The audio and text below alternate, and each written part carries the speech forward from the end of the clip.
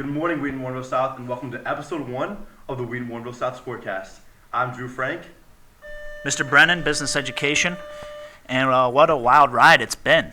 Look at the production value from over the summer, our last episode with Sam Michalak and Luke Richards, and got 4 wonderful microphones, a couple cameras in action. Big thanks to Richard Liu, Gavin Sontag. Truly, 99.9% of the hard work that is required to put this on is done by these 2 young men. You can't see their faces. They'll make an appearance at some point this season, though. All right, episode 1. I'm surrounded by some 2 Tiger football stars. My name is Charlie Butt. I play safety for Wedoff South Tigers. My name is Zach Choromokos. I'm a linebacker. My name is Jake Wedoff, and I play defensive end. And these boys are coming off a big-time win over number 8 ranked Neuqua Valley. So, what do you guys think went well in that game?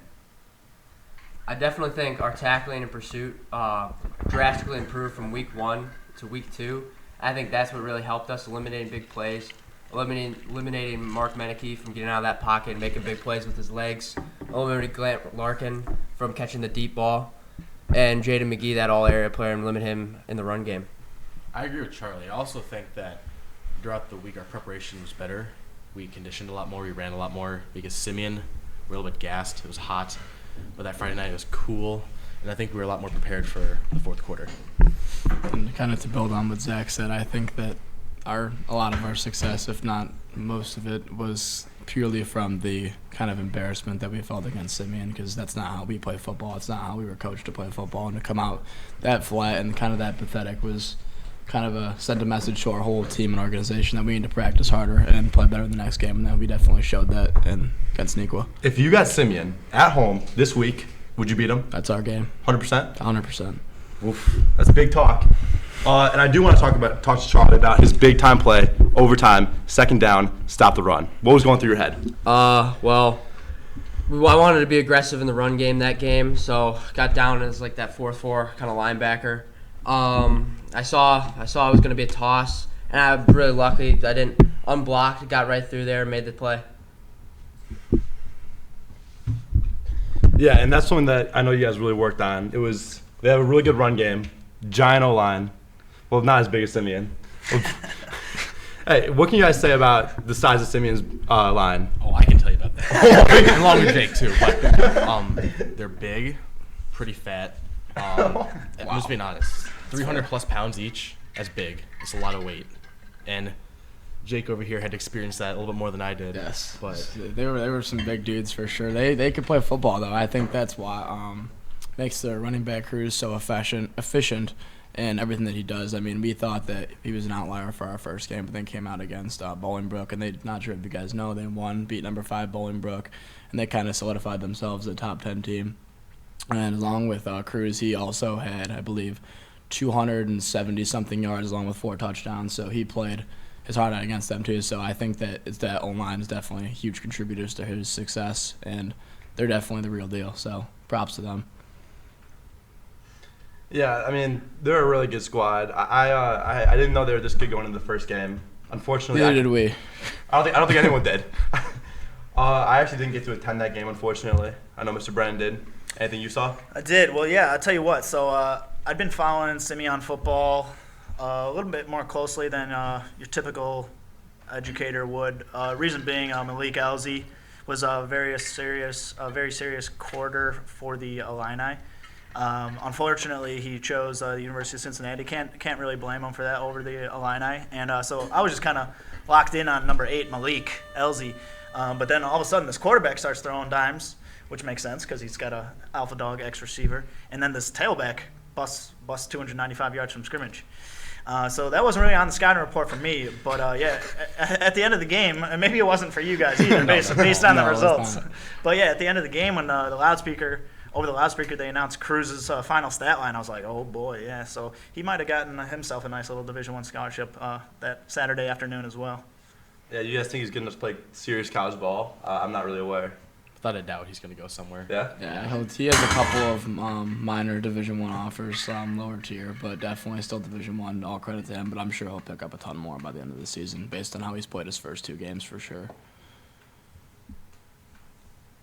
Yeah, I mean, it's unreal the kind of offensive numbers they're putting up, especially when you guys had a little lead early. I'm not gonna lie. What happened there? We came out flat. We got tired and we got too comfortable, and they pretty much just laughed at us and then took over the game, and that was on us. And we made sure to make sure that that's never going to happen again, which again kind of led into our Neuqua success as we demonstrated then. I mean, I'm looking at 3 defensive players, and that Neuqua game was an absolute defensive exhibition on both sides, really. And that's just from a lot of conditioning and defensive adjustments to tune in and stop the run. For sure, that I can speak for probably all 3 of us and say that was the hardest week of practice I've ever had in my life. But yeah, that definitely translated. So all credit to our coaching staff for making us prepared. As much as we probably hated it in the moment, that was definitely the sole reason why we were so successful.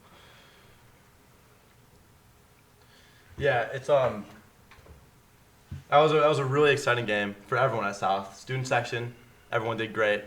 12th man, future guest by the way, did a great job orchestrating, getting the atmosphere right. Definitely beat Neuqua student section, even though they were probably 3 times our size. Respect, yeah. I mean, how many people go to that school? 4,000? Yeah. 4,000. Had maybe 4 times the amount of people in our student section. Personally, I feel like we crushed them. I don't know about you guys. Showed out, for sure. And appreciate you guys coming out, and hopefully that cheers can continue for the rest of the season because we need it. It was a huge part of our win for sure. To know that kind of felt like a little bit of a home game from our sideline here in the crowd, be that loud was awesome to hear. All right, looking forward to this week, St. Charles North. What are you guys really keying in to get this win? Stopping the run and pass game. They're a team that, I mean, so far we played 2 very big run-first teams. This team is a 50-50 split so far, so we need to kind of focus in on – we can't really focus in on one side of the ball more so, but it's just pretty much just stopping their key players. We know who to look for, and it's containing them, and if we can contain them, we'll win the game. Who are some big names that we should be aware of? Drew Sturges. He is their running back and linebacker. He's had some pretty good first 2 weeks, so he's definitely on our radar as we scout out their offense and defense throughout this week. If I remember correctly, so last year it was a very emotional win at home for St. Charles North, right? That was, I believe, our field goal kicker, right? That was Ben Berkeley. Ben Berkeley. Ben Burks, legend, sports marketing alumnus as well. I believe current student at the Kelly School of Business at IU, Bloomington. So, yeah, shout out to Ben Burks, a legend around here, especially in this room. So if I remember correctly from that game, the quarterback was actually a freshman last year, starting on varsity as a freshman. And he was a big boy. He threw some nice balls. So another year of development, another summer of development with all the coaching and resources that are dumped into players nowadays. So, like, what's the Tiger scouting report here on the defense for this young quarterback, a sophomore now? I could take that. So safety for you, right? They got 2 quarterbacks. Plum, obviously the Division I guy at the Iowa State offer, who played last year against us, and he's now a sophomore. But they also have this new kid who transferred in last year, Will Vasky. He's a D2 guy. He is Upper Iowa, and they've kind of been splitting time. Plum got game 1 against Palatine, and Vasky got game 2 against Lake Zurich. Right now, we saw Plum play in the JV game, so we don't know who's going to come out in that game, but who's going to come out as a starter. But we're ready for any one of them, and obviously they're both amazing, incredible talents that can go. They can play some serious ball at the collegiate level, but we'll be ready for who we see. What's going on in St. Charles? Getting all these quarterbacks from? Is this like something are they like a school that does this? I mean, historically, the St. Charles schools have been teams that like to air it out, especially in our conference where we're in Big Ten country where we like to pound the rock. Oh, yeah. St. Charles North are those kind of, they spread you out and like to throw the ball. So not really any surprise that they got some good quarterbacks around in that St. Charles area. All right, I don't know how much you guys can speak about this, considering your defensive positions. What's the offense going to look like? I think there needs some. Personally, I think there might need to be some minor adjustments. We need to score some points this week. I agree. Offensively, I know their defensive line is not very big, along with their offensive line. They're not really a big team, like overall size and weight-wise, but I think our offense is working a lot on focusing on running the ball because we need to have more than like 50 rushing yards a game to win games. I mean, is this what I'm hearing? Jake Boza, marketing alum, friend of the cast. Is he going to eat this week? He better. Oh. All right, Zach. And I would like to speak about our little sophomore starting QB, Neuqua Valley. How do you boys think he did, considering he's so young? He has adjusted fantastically. I mean, I really, truly feel like it was a mistake to not bring him up sooner personally. But regardless of that, whether he came up now or whether he came up in the summer, he's adjusted fantastically, and he's performed like he's been here all summer, and he's been in this position. And just kind of looks prepared as ever. And to truly come out against two really, really, really good teams and two of the best in the state and perform the way he did is really impressive. Yeah, he played some clean football against a very, very solid defensive team. And Neuqua, a big team, aggressive team, at their home turf. Yeah, I think he played a really good game. I'm proud of him. As am I, as are we all as a football team for sure. Yeah, I was on the sideline, so I was actually an official capacity. I had some duties in the Simeon game. I was working the chain gang, and so I was front row. I had the best seat in the house, to be honest, other than Coach Norris, who occasionally crossed my line of sight. I wasn't too happy about that, Coach. So please watch my vision lines, Coach Norris. But yes, Neuqua Carbonaro, actually currently enrolled in sports marketing, and I would say as a sophomore, first varsity snaps against a big, intimidating team on the south side of Chicago in their backyard, essentially. He comported himself extremely well. And things weren't going our way at all that whole second half. It was nearly impossible to put together a drive, and never discouraged. So, yeah, the kid's got some warrior DNA in him. And, yeah, I would love to see the wind at his back one of these days and see him really air it out and have some fun, Let's see a Braylon Meredith, Carbonaro connection in the end zone or something like that. For sure. Yeah, I mean, I'm seeing he's like a little old Drew Brees right here, throwing those check downs, little slanters. Exactly. Yeah. Let's bust it. Yeah. Hey, come on, Coach, give him some deep runs. Hey, come on! I want like an AFC West shootout, like a shootout at the OK Corral, like a Justin Herbert, Pat Mahomes, Yeah, this is a good time to announce me and Brennan are going to become the offensive coordinators.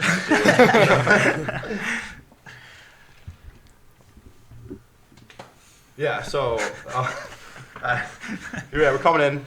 A lot of pass plays, a lot of downfield throws, exciting high-scoring games. You better be ready. So, what's week 4 at home? What does that look like? Who is that? Geneva. Right? It is Geneva. Ooh. Yeah. Last year, heartbreaking loss against them. That should never have happened. We're excited to take it to them. They got some talent this year. They're 2-0 right now. They have some talent. They have a D1 wide receiver who is a lot of the Big Ten, who is a sophomore, I believe. Yeah. So we'll look out for him, and they'll play us tough. That's the great thing about our conference is that no game's a free game. You got to play everyone tough. You got to be ready. You got to flip the switch every week. It's got about consistency in this league, and whoever can be the most consistently great, they're going to come out top. And to kind of elaborate on that statement, I really feel like consistency was something that we battled with in the past. That was something that was probably our biggest struggle last year, was not being able to put together a little winning streak, and hopefully that's something that we can establish front center this week and start to string that along game by game and hopefully extend that for as long as possible up until the state playoffs. All right, Chuck, you said 2-0. I got to know who these 2 wins are against. I think one's against Neuqua Valley. Yeah, one's against, I think, Neuqua Valley. I'm not quite sure who the other team is, and no disrespect intended, but they haven't really played anyone that's of significance in their bouts. But I mean, the 2 wins are 2 wins, and you got to respect them for what they are and what they have. But they're not as good as they think they are, and they're not as bad as we think they are. So we'll have to take them tough. Wow. You said no disrespect intended. I intend disrespect. Wow. Yeah. I'm serious about this. Going Geneva at home, first home game. I know the crowd's going to be roaring. Any viewers out there, better show up and show out. We got to get these boys prepared. And then, unfortunately, I do have to go into this deep, touching, hard subject. Last year against Wheaton North. It still stings. Yeah. For sure, I didn't even play. It still stings. Ouch. Yeah, you guys went toe-to-toe with the state champions, and 9 out of 10 times maybe you guys win that game based on that last just super dramatic fourth quarter. So, I mean, you guys were the best 5-5 team in the state, no doubt, right? Oh, Yeah, sure. for No sure. doubt. Best 500 team in the state, no Yeah. doubt. So, but yeah, looking forward to maybe settling the score on the north side of town yeah. this year.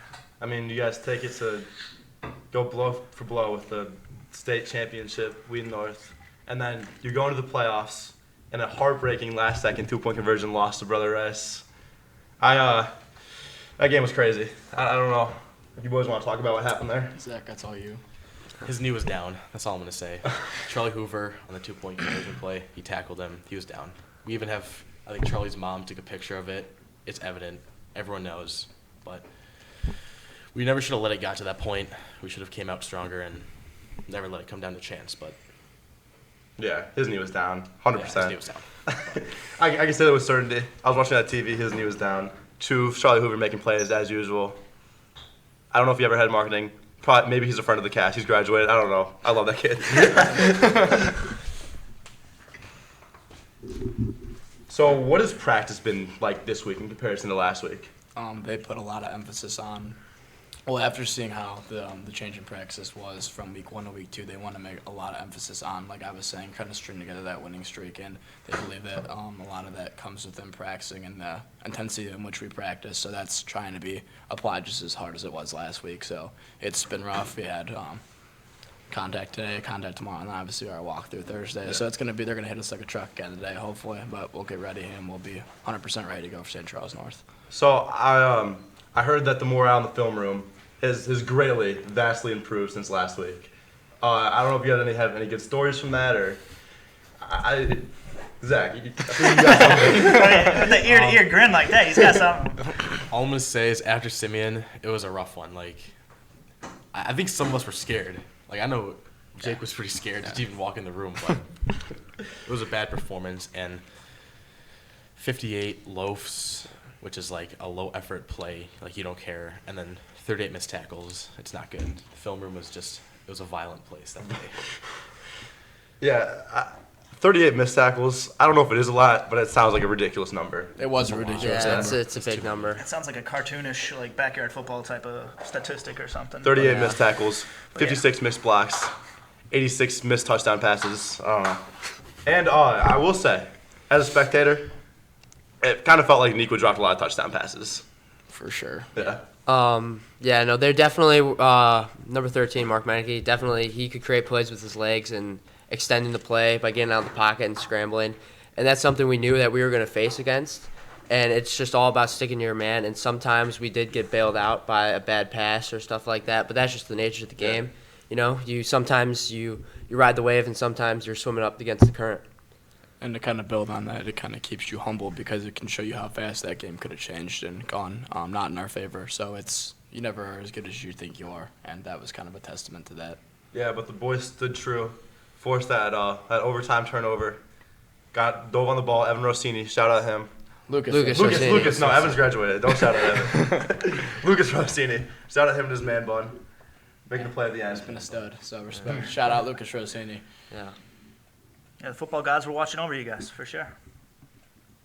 Yeah, that was just such a high tension game. For like I feel it's like our first true game of the season. I know a lot of people didn't even really travel to Simeon. Kind of felt like a little scrimmage game, middle of the day. It was kind of odd. Yeah, it was hard to get up for that game, right?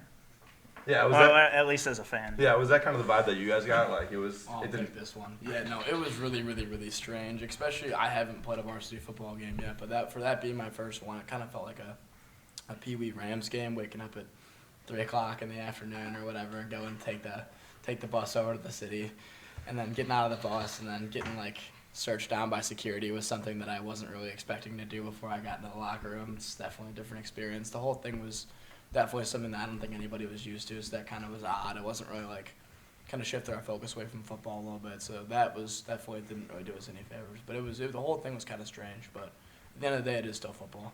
Yeah. So, I mean, so this is what I was saying is the Neuqua game felt like our first true game, For sure. and to end how it ended, you know, with all the emotions, like all the players coming over to the sideline, greeting the little 12th man. It was just, I felt like that was like a really good way to kick off our season, in my perspective. Yeah.